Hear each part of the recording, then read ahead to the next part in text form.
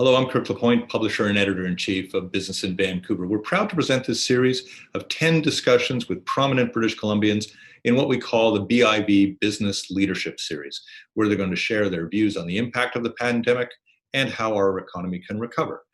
Our series is sponsored by PwC and by Fasken. Their messages appear at the start and finish of our conversations, and we're brought to you by UBC Sauder Executive Education. All of its programs are running online now until the end of the year, offering an opportunity to engage with faculty and peers in virtual classrooms. Enjoy the conversations. PwC Canada, our purpose is to build trust in society and solve important problems. What we have today is a very important problem. This pandemic affects us all globally. In BC, as the curve continues to flatten, we're settling into new ways of working and considering what business as usual may look like going forward. We are proud at PwC to sponsor this podcast series from Business in Vancouver to talk about what business leaders should know. Returning to the workplace isn't just about physical places. It's about finding opportunities to thrive in this new era. So let's keep the conversation going. What would you say has surprised you the most about everything we've since gone through? Just how well we've worked at Zoom, like we're doing right now. And I know our office started working to Zoom about 6 months ago, and I just found it quite effective. And so we were really ready to go. And so I think, you're probably even finding this now too, but will we end up with just 20% of core people working in our offices now? Will we end up with just meeting on Fridays, coming in, breaking up into little groups, keeping our culture together, having lunch together, and then going away for another week? How will we react when we have new employees come in who need to get to know everyone? Can you actually get to know someone really by Zoom, or do you need some interpersonal relationship with people in order to engage people and have them come into the fabric of the culture in the company? I think the other thing that I think is going to happen is VR e-commerce. So I can see where it's just the websites that we see now for e-commerce are going to look archaic, and I think to be able to click onto a website and have maybe even a specific person that's got some kind of camera on their head, and they're walking around in a store which is set up in a warehouse that's really inexpensive to do way out in the suburbs, or a VR with a salesperson that's a bot of some sort, will be the way of the future. And it's going to be interesting to see if online retailing will be what people like in stores, kind of the hunt and peck type of thing. Someone that can lead you around in a store. Oh, I like that pant. There's a bunch of things on mannequins. There's a display over here. There's somebody that can show you the garment, show you what, the technical parts of a garment or what you can't see about it, can tell you about the fit of it. I think it can be just done as well online as it can otherwise. So how did you first respond when you started to apprehend the threat to business of COVID-19? Well, I think that we didn't expect the severity that has occurred. Mm-hmm. We've been through a few things before, but nothing like this. And the depth of the problem and the length of it, there's nothing like it ever happened before in the history of the world that I'm aware of. And so it covered a lot of new ground. Are the actual opportunities for business in the time ahead? I think the opportunities are what you're doing right now. Engagement. I use on the museum boards I sit on, stop asking for money, start engaging future donors, people with art that can donate to you, contributors, artists. Start through engagement. And I think there's a huge opportunity here that we're social animals. We want to get back to seeing each other. We've been Zooming each other. You know, the problem with Zoom and meetings is I can't lean over and say, Kirk, are you guys going to Hawaii in September? We can't have that. We have to dumb everything down that it's a conversation. The answer to that is no, by the way, just to let you know. It's no, me either. I don't think I'm traveling this year. Yeah. But I do think there's a huge simple things. There's this huge opportunity for engagement. But I think we're going to reevaluate a little bit how we live. If I take it to real estate in the city of Vancouver, you're allowed 40 square feet of storage space in a suite. I convinced you 20 years ago that you didn't need a den. We will just put your computer on a raised counter with a USB port. I think you need the den again. We're finding on these calls that if we could get that 40 square feet blended in. But I think livability is going to be a huge topic on our housing fronts. I think, you know, transportation during COVID is completely different than after COVID. There's right now, you know, how many people do you want on a SkyTrain? How many people do you want in an Uber? You know, in Seattle, there's a rental development that just switched to condo, but there's only 0.2 parking. Is 80% of the suites don't have parking. That's fine when Uber's all up and running, great. But right now, will you get in an Uber without a hazmat suit? Some people know, and some people they're taking that risk. Okay, and last question, Carole, and I'm also asking others about this. So, in this whole pandemic, what do you feel you've learned about yourself? I really need work.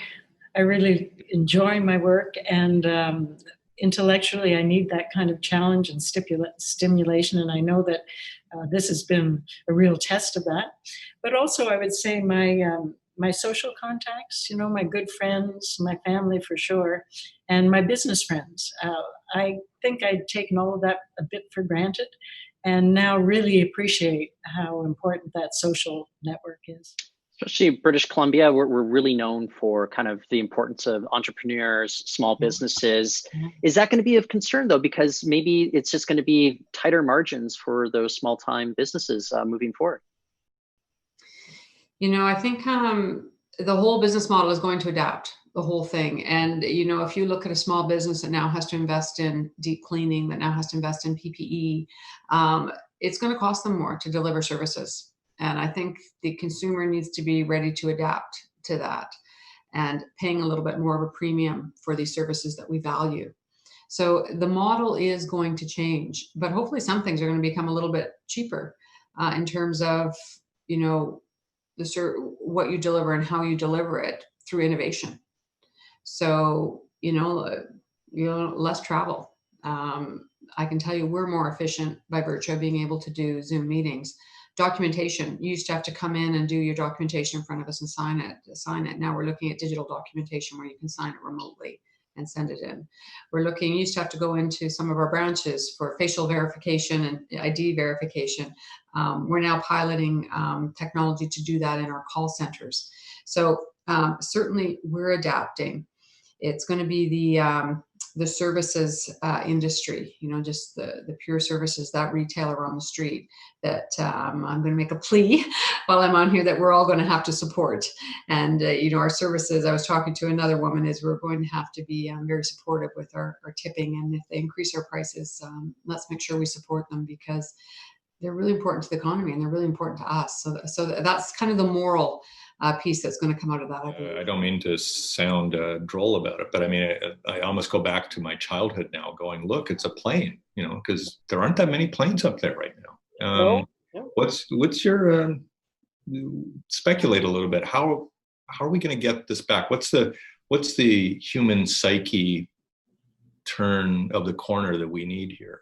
Yeah, it's all about confidence, right? And so what we saw after 9/11 is our confidence in the safety and security of flying was significantly challenged. And if you think back to that time, there was not a lot of people who were getting excited about getting on an airplane anytime soon, and we saw a significant drop. This challenge is different for a different way, but it will require the same kind of rebuilding of confidence. Hopefully, thanks to technology and some innovation in a less lining up forever way. Yeah. But we are going to need to think through some of those things. And the airline industry and aviation also was challenged because of climate. And so needing to make some investments in the way that we work to do our part to make sure that when people fly, they're doing it with the lowest carbon footprint possible. So this is an opportunity to really rethink the whole value chain, make sure we're doing the right thing for the economy, for the planet, and building the confidence of people so they can fly. Well, let me leave you off with this. I know lots of meetings ahead, as you mentioned before, but what do you think you miss most about kind of our pre-pandemic life, before we're experiencing this new normal? What do you miss most about that? Look, I do miss the interaction with people. I don't miss the travel, but the interaction with people face to face, brainstorming, sharing stories, the human touch. I mean, that's something that we all need. I mean, that we're all sort of people. It's just part of what we live for, and I've been missing that. And we're going to get there. In the end, when we can get back to normal, what was normal before, it's uncertain, but we're going to need mass testing and we're going to need a vaccine.